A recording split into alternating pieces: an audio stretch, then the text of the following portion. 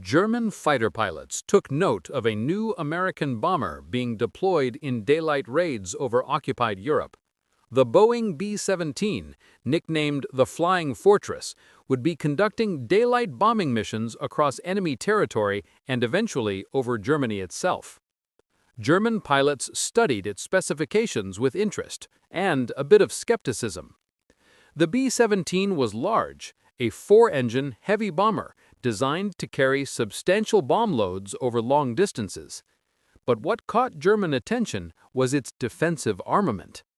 According to reports, later models of the B-17 carried up to 13 50 caliber machine guns positioned throughout the aircraft, in the nose, tail, top, bottom, and waist positions. 13 guns meant the bomber could defend itself from attacks coming from almost any angle. German pilots, especially those experienced against British bombers, were initially dismissive. Heavy bombers were slow, couldn't maneuver sharply, and were easy to spot. And while 13 guns sounded impressive on paper, many believed determined fighter attacks could still overwhelm them. The nickname Flying Fortress seemed like American propaganda, an attempt to make the bomber sound more fearsome than it really was. German pilots joked about it. A fortress, after all, didn't fly. How could something moving through the sky be a fortress? The Americans were exaggerating, as usual. Then German fighters met B-17 formations in real combat, and the dismissive attitude began to change. One major test came in August 1943 during the large-scale raids against German industrial centers, including the Schweinfurt-Regensburg missions. B-17 formations, hundreds of bombers flying in tight defensive boxes, penetrated deep into German airspace. Fighter squadrons scrambled to intercept, expecting vulnerable bombers that could be easily destroyed. Instead, they found overlapping fields of defensive fire that made attacks from almost any direction dangerous. The B-17s flew in formations designed to maximize protection. Each bomber's guns covered its neighbors. Attacking one meant flying through the crossfire of several others. German pilot Franz Stigler, later known for escorting a damaged B-17 to safety, recalled that first encounter. "We approached with confidence. We'd destroyed bombers before, but when we got within range, the volume of fire was shocking. Tracers came from everywhere: top turrets, ball turrets, waist guns, tail guns. You couldn't find a safe angle." The .50 caliber machine guns the B-17 carried were formidable weapons. Their heavy rounds could tear through aircraft structures, damage engines, or even kill pilots with a single burst.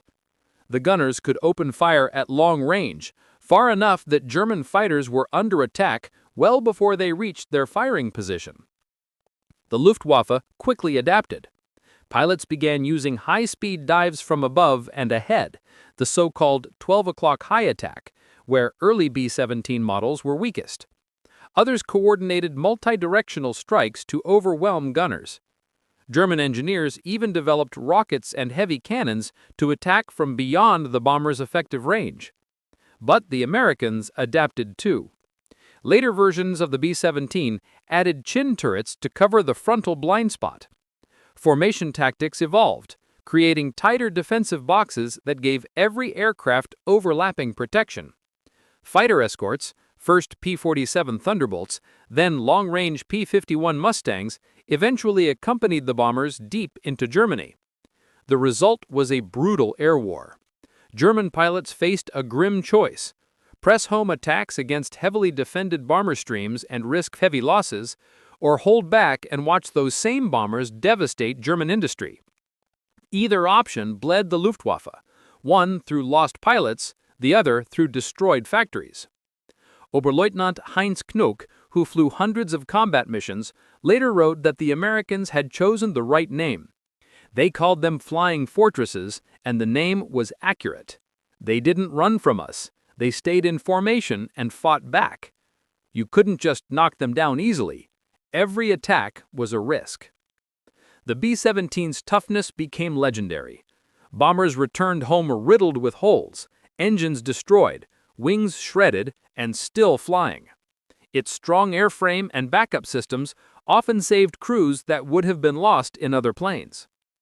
German pilots began recognizing specific B-17s that survived multiple encounters. Those with distinctive nose art or markings became known among fighter squadrons. Many Luftwaffe pilots developed a grudging respect for the B-17 and its crews, opponents who faced near certain death on every mission, but kept coming anyway. The defensive power fire of the B-17 Flying Fortress came at a heavy price for the crews manning the guns. Every gunner position exposed men to extreme and unrelenting conditions. The ball turret gunner, cramped inside a small spherical turret under the aircraft, sat in what was arguably the most vulnerable and claustrophobic spot. Unable to wear a full parachute because of space limitations, and completely exposed to attacks from below. The waist gunners stood in uninsulated open window ports at altitudes of 25,000 feet, battling sub-zero temperatures, wearing oxygen masks and heated suits just to survive flights that would otherwise be lethal within minutes. The tail gunner was isolated at the very rear of the aircraft, in the worst targeted position as German fighters attacked from behind. The top turret gunner operated above the fuselage, exposed to incoming fire from above and behind. Each man had to maintain constant vigilance, scanning the sky for fighters, coordinating with neighboring gunners to avoid friendly fire through the bomber's structure, and coping with equipment that could freeze or fail under the intense cold and vibration. German pilots learned that attacking B-17 formations came with grim mathematics. Heavy losses simply became part of the equation. Luftwaffe squadrons found themselves losing multiple aircraft in single engagements with bomber streams. German fighter production and pilot training could not replace losses at the rate at which American bomber defensive fire and fighter escorts were breaking through. And even when the Germans managed to damage or destroy individual bombers, the costs in their own pilots and planes often proved unsustainable.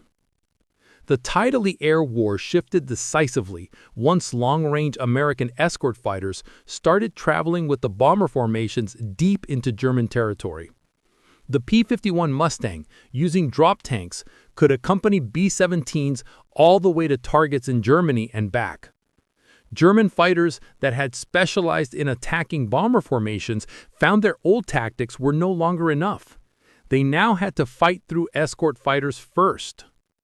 German pilots who had developed formations and techniques for bomber attacks discovered those methods were largely useless against Mustangs that could match or exceed German fighter performance. With escorts protecting the bombers, B-17 formations were able to penetrate German airspace with significantly reduced losses. The Flying Fortress nickname became even more appropriate. Heavy bombers, protected by their own defensive armament and by fighter escorts, turned into forces that were extremely difficult to stop. By late 1944, the casualties suffered by German fighter pilots had reached unsustainable levels. Many of the Luftwaffe's most experienced flyers were gone. Replacement pilots, often fresh with as little as 40 to 50 flight hours of training, were being thrown into combat against bomber formations defended by hundreds of 50-caliber machine guns and backed by veteran escort fighters. These inexperienced German pilots stood almost no chance. They would approach B-17 formations using tactics they had barely practiced, only to be cut down by defensive fire or destroyed by escort fighters before they could make effective attacks. Pilot life expectancy in late 1944 for Luftwaffe newcomers could measured in weeks, not months. Oberst Colonel Johannes Steinhoff, who survived the war and later served as a senior NATO commander, described the futility of attacking B-17 formations by 1945. We were sending young pilots to their deaths. They didn't have the training or experience to survive against well-defended bomber formations. The Americans had air superiority, more bombers than we could shoot down, more escorts than we could fight through. more replacements than we could destroy. The Flying Fortress nickname was no longer a joke.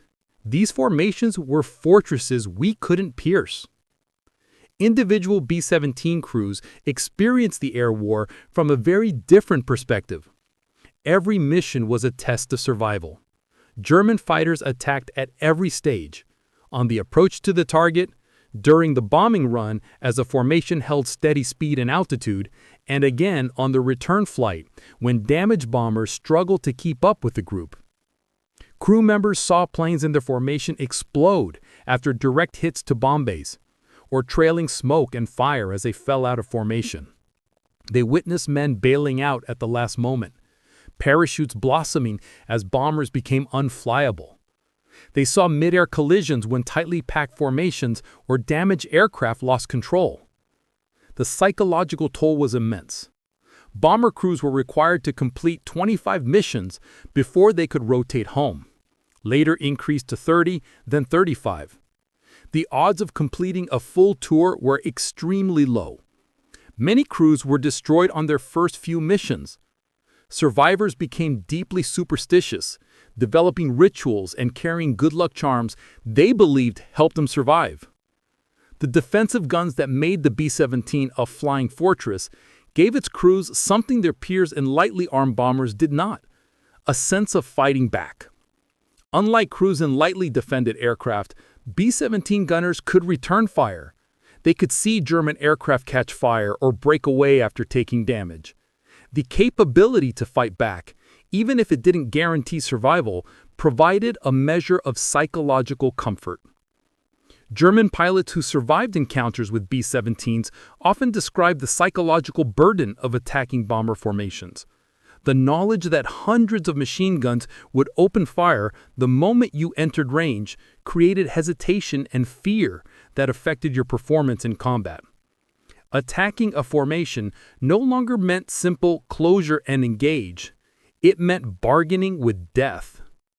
By May 1945, when Germany surrendered, approximately 12,700 B-17s had been built, and around 4,700 were lost on combat missions. The aircraft had dropped vast amounts of bombs on German-controlled targets and had become the symbol of the American strategic daylight bomber campaign. The German pilots who had once laughed at the Flying Fortress nickname learned through bitter experience that the name was justified. The B-17 wasn't invulnerable. German fighters destroyed many of them, but the combination of heavy defensive armament, rugged construction, tight formations, and long-range fighter escorts turned the B-17 into an almost unstoppable force. Individual bombers could be shot down, but the formations kept coming through despite losses. The psychological impact on German defenders was profound. Watching stream after stream of B-17s flying overhead, knowing each formation was heading to destroy German cities and factories, and knowing that German fighters could not stop them, created a sense of inevitability of defeat that weighed heavily on morale even before ground forces crossed into Germany. The B-17 Flying Fortress proved the nickname was no marketing gimmick. It was an accurate description of a bomber that could defend itself, withstand huge damage, complete missions despite losses, and return day after day to face everything the German defenders could throw at it. The fortress flew, and it won.